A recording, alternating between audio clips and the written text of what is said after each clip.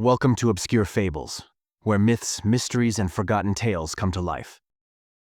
I was an EMT before the world fell apart. I spent my days saving lives, patching up wounds, delivering bad news with a steady voice. But none of that prepared me for the day the dead refused to stay dead. It started with a call. A man in his 40s, found unresponsive. No pulse. I worked him, desperate, sweat pooling under my collar. And then his eyes opened.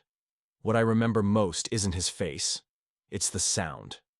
A wet, guttural rattle, like something ancient and hungry had crawled inside him. He lunged. The bite missed me by inches.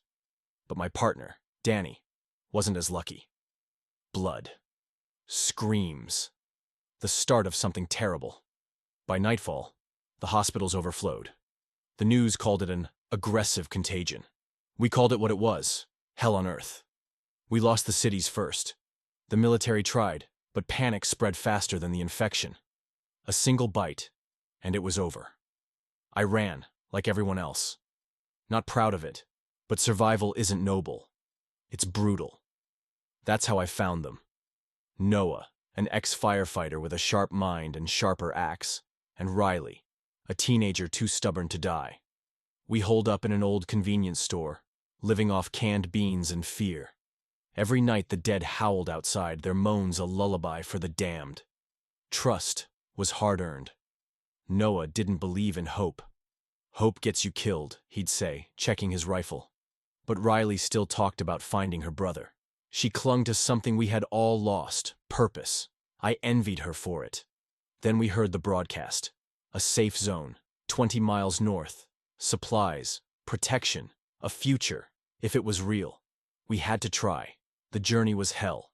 Streets choked with rusting cars and bloated corpses. We moved fast, silent, shadows in the ruins of our old lives.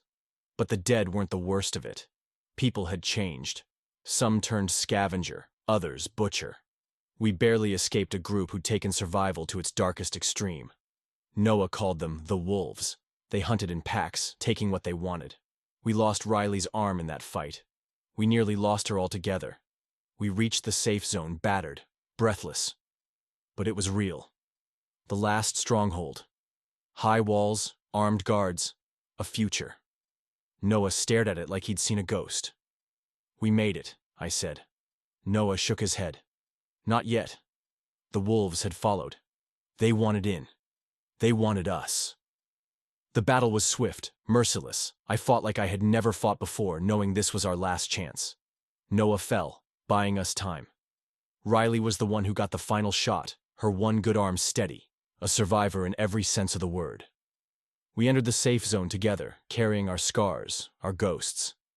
We weren't the same people who had started this journey, but we were alive, and that was enough.